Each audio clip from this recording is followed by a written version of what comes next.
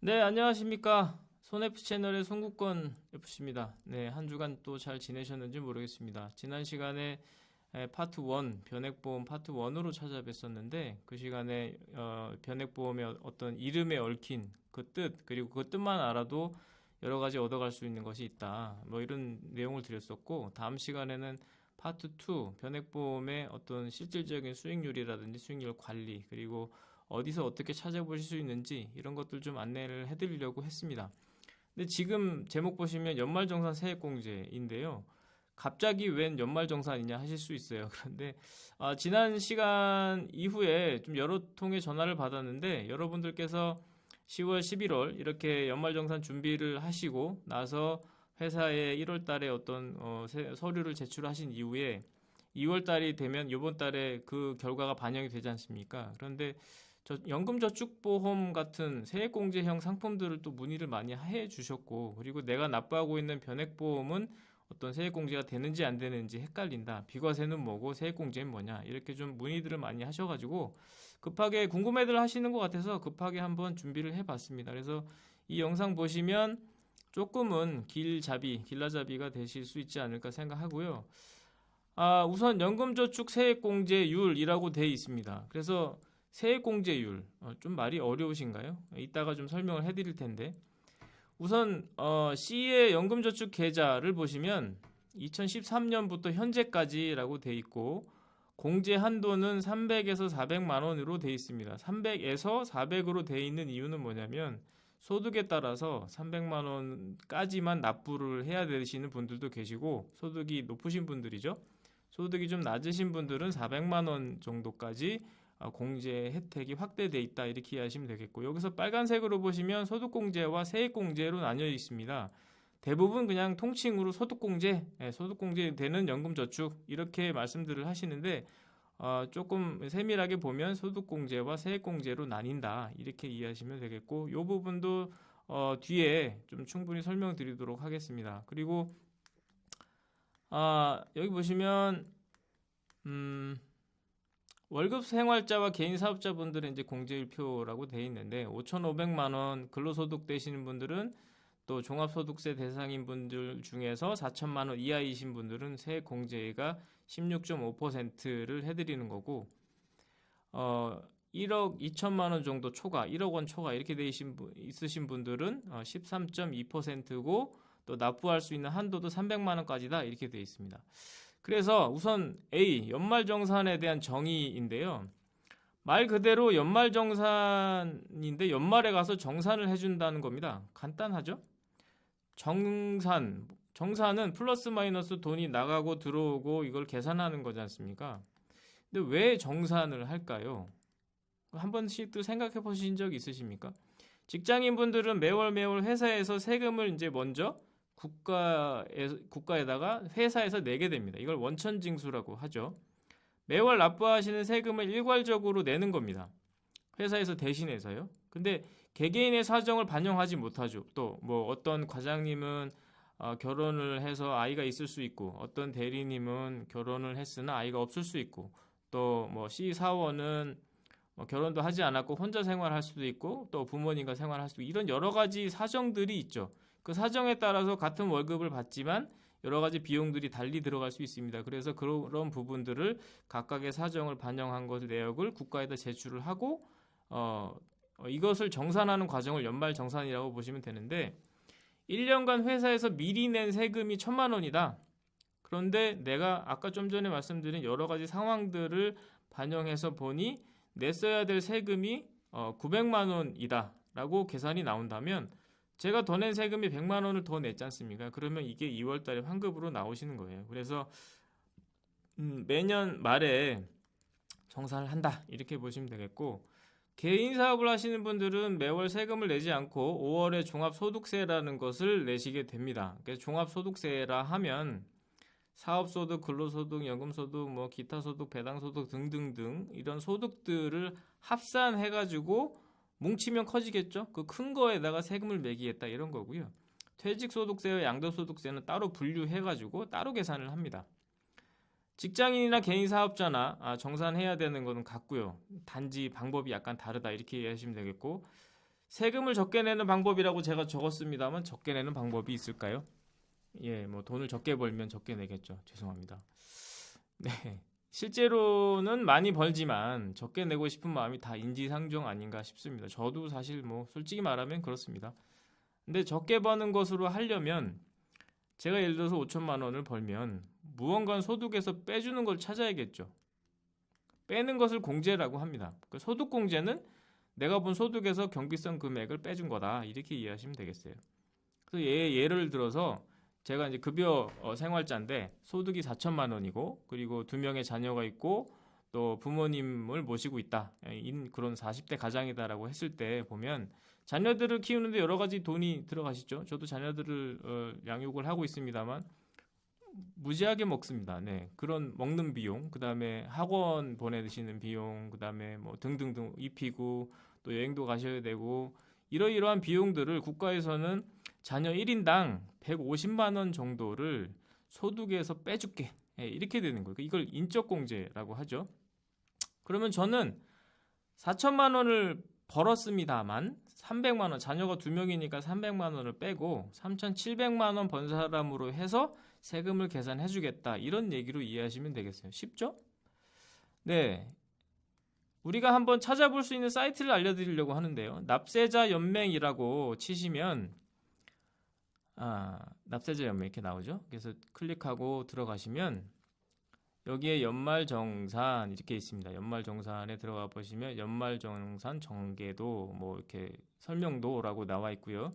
보시면 총 급여액이 있고 근로소득 공제, 근로를 함으로 해서 여러 가지 공제를 기본적으로 해주는 것이 있고 또 과세 표준이라든지 이런 내용이 있고 구체적으로 자녀 한번 클릭하고 들어가 보시면 여기 아까 제가 말씀드린 자녀 1인당 150만 원씩을 공제해준다 이런 내용도 있고 그게 왜 어떻게 되는지 서류는 뭔지 이렇게 나와 있습니다. 그래서 한번 다 이렇게 한번 들어가셔가지고 클릭하셔가지고 보시면 여러 가지 내용들을 얻어가실 수가 있는데 연금보험료, 내가 국민연금도 당연히 회사에서 내지만 저도 내고 있는 거나 마찬가지이기 때문에 반반 내죠. 그런 부분도 확인하실 수 있고 특별공제, 뭐 보장성 보험료, 의료비, 뭐 기보금 이런 것들도 이제 사회봉사 차원에서 내가 낸 돈들도 공제를 해주게 돼 있고 공제율도 조금씩 다르고 우리가 제일 궁금해하는 13월에 월급을 만들기 위해서 연금저축보험을 가입하시는 이런 총급여에 대한 뭐 어떤 기준 이런 것도 나와 있고 공제율이 어떻게 돼 있는지도 사실은 여기 다 나와 있습니다. 근데 이게 관심도라든지 아니면 뭐 이런 거죠. 제가 예를 들어서 자동차 만드시는 분한테 이런 설명을 들으면 이렇게 한 번 들어서는 잘 모르실 거지 않습니까? 그래서 저는 이게 업이기 때문에 이런 것들을 한번 좀 구체적으로 좀 이해하시기 쉽도록 안내를 해드리고 또 여기 보시면 세금을 다시 내셔야 되는데 세금을 내야 되는 어떤 그 기준도 마련이 돼 있고요. 그리고 쭉 보시면 퇴직연금, 연금저축 또 10년, 5년 뭐 의무납입 기간이라든지 뭐 비과세는 어떻게 되는지 이런 것들이 쭉 나와 있습니다. 그래서 한 번씩들 들어가 보셔가지고 공부하시는 차원에서 보시면 좋겠고요. 그렇게 총 급여에서 뺄 걸 빼고 이렇게 기납부세액, 그 다음에 뭐 결정세액 이렇게 되시면 실제로 납부해야 되는 세금이 계산되게 됩니다. 계산에 대한 전체적인 흐름을 한번 들어가서 보시면 충분히 이해하실 거라고 생각을 합니다. 네, 세액공제와 소득공제라고 했는데 제가 좀 전에 공제는 뭔가 빼주는 거고 빼주는 거는 좋은 거다라고 돼 있죠. 그런데 빼주긴 하는데 어디서 빼주는가가 굉장히 중요합니다. 효과가 좀 차이가 나거든요. 왜냐하면 원래 생긴 소득에서 빼주면 소득공제죠. 소득에서 빼주니까요. 근데 원래 생긴 소득을 그대로 놔두고 세금 계산을 한 뒤에 그러면 세금 낼 게 나오겠죠. 그 세금 낼 거에서 빼주는 것을 세액공제라고 합니다. 그래서 대표적인 소득공제는 인적공제, 보장성 보험료 등등이 있고 세액공제 같은 경우에는 여러분들이 이제 가입하고 계시는 월 33만 원씩 납부하고 계시는 연금저축보험 이런 것들이 있다고 보시면 되겠습니다. 특별공제, 국가에서 해주는 특별공제, 연금저축보험이나 뭐 연금펀드, 뭐 그다음에 아까 기부금 이런 것들이 있었는데요. 국가에서는 왜 이런 것들을 공제를 해줄까요? 연금 3층 보장이란 말씀을 드려보셨습니까? 3층 보장이라 하면 국민연금, 그다음에 퇴직연금, 개인연금 이렇게 해서 3층으로 보장을 해놔야 시체 말로 연금을 받으면서 노후에 생활을 좀 윤택하게 하실 수 있으니 3층으로 보장을 하셔라라는 의미입니다. 국민들의 노후는 사실 국가 입장에서도 굉장히 큰 걱정거리죠. 국민연금만으로는 조금 힘들다고 보는 측면도 있으니까요. 그래서 세제 혜택을 드릴 테니까 제발 연금을 좀 준비를 하세요라는 측면이 있고요. 그 세제 혜택을 한번 이제 차근차근 알아보면 될 텐데, 그래서 연금저축을 가입을 하시면 세금에 대한 혜택을 드립니다 이렇게 한 건데, 근데 연금에는 되게 큰 분류상 보면 연금의 종류는 비과세형과 세제 적격형, 좀 말이 어려우실 수도 있는데 세공제형 뭐 이렇게 돼 있습니다. 그래서 우선은 여러분들께서 좀 지난 주간에 관심 있게 물어보셨던 세공제형 연금저축보험 펀드를 좀 알아볼 텐데, 처음에 말씀드렸던 이런 표입니다. 표 보시면 공제 한도가 300만 원에서 400만 원 돼 있고 공제 세율이 16.5%, 13.2% 이렇게 돼 있죠. 그러면 내가 만약에 5,500만 원 이하로 버시는 분이면 연금저축보험을 매달 33만 원씩 또는 연간 400만 원까지 납부를 하시면 그 400만 원에 대해서 16.5%를 해드리면 66만 원이 나오죠. 그럼 66만 원을 2월 달에 연말 정산을 한 그 금액에서 이제 돌려받는다. 이렇게 이해하시면 되겠고요. 400만 원, 그러니까 예를 들어서 제가 5,500만 원에서 1억 2천 정도의 소득이 있는 사람이다라고 하면은 연에 400만 원 내시는 건 같으나 13.2%인 52만 8천 원을 이제 다시 돌려받는다. 이렇게 이해하시면 되겠습니다. 근데 대부분 이거 받으시면 뭐 하세요? 뭐 이것도 사고 저것도 사고 13만 원의 월급이라고 말씀들을 하시죠. 하지만 그렇게 하지 마시고 이것들을 나중에 세금을 다시 내셔야 돼요. 뒤에 나오겠습니다만. 그렇기 때문에 이 66만 원, 52만 원 받으시는 것을 다시 재투자, 연금에 넣으시던 아니면 투자하시는 거에다가 또는 제가 지난 시간에 설명드린 변액에다 추가 납입을 하시던 이렇게 해서 좀 다시 재투자를 하시는 것을 추천드립니다.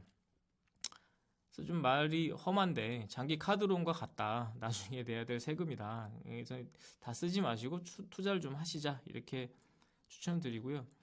연금저축에 대한 세제 혜택이 있으나 나중에 세금을 내야 된다. 이렇게 말씀드렸지 않습니까? 보시면 55세에서 70세 미만에 내가 지금 낸 연금을 연금 전환을 하시면 5.5%의 세율을 내시면 되고요. 70에서 80세 사이에 연금 전환을 하시면 4.4%, 80세가 넘어서 난 연금 탈래라고 하시면 3.3%만 내시면 돼요. 세율이 점점점 줄어드는 걸 느끼실 겁니다. 왜 그렇겠습니까? 연금 전환을 최대한 늦게 하시고 일을 끝까지 하십시오. 뭐 이런 의미도 있습니다. 그리고 세금 이연 효과라고 아마 은행 가시면 이런 상품 가입할 때 어떤 표에 써 있을 거라고 생각을 하는데요. 과연 미루는 게 좋은 것인가? 여러분들의 자녀나 누구에게 오늘의 할 일을 내일로 미루거라 이렇게 가르치지는 않으시지 않습니까? 사실 이연 효과가 뭐 물론 있긴 있습니다만 저는 그렇게 좋아하는 방식은 아니고요. 1년에 1,200만 원 연금액만 넘지 않으시면, 그러니까 나중에 내가 받는 연금액이 총 합쳐서 1,200만 원을 넘지 않으시면 위에 세금으로 끝납니다. 그런데 1,200만 원이 넘으시는 분들이 있으시죠.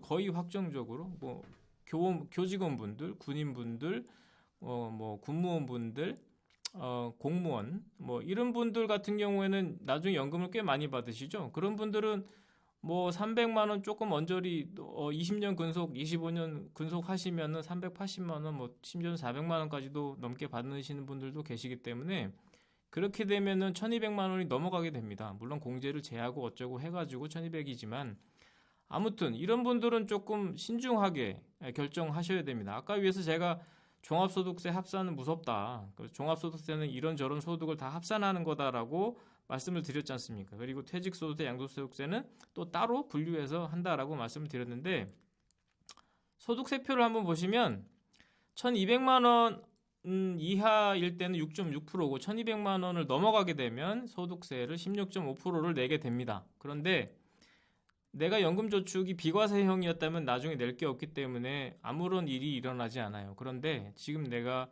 세액공제형으로 가입한 이 세액공제가 내가 연금을 받고 있을 때 그것도 같이 연금으로 받으셔야 되지 않습니까? 그렇기 때문에 만약에 4,600 간당간당하게 있었는데 그게 딱 날라오면서 같이 붙어버리면 세 구간을 올릴 수 있습니다. 그러면 16.5%에서 26.4%로 구간이 꽤 크게 올라가게 됩니다. 그런데 제가 지난 시간에 뭐라고 말씀드렸냐면은 세금은 점점 높아지고 확장된다라고 말씀드렸어요. 그러면 내가 나중에 노후에 이 세율 자체도 사실 높습니다만 더 높아진 세율을 적용받으실 수도 있고 종합소득세 구간이 올라가면 준조세도 올라간다라고 써 있는데 준조세는 건강보험료라고 생각하시면 됩니다.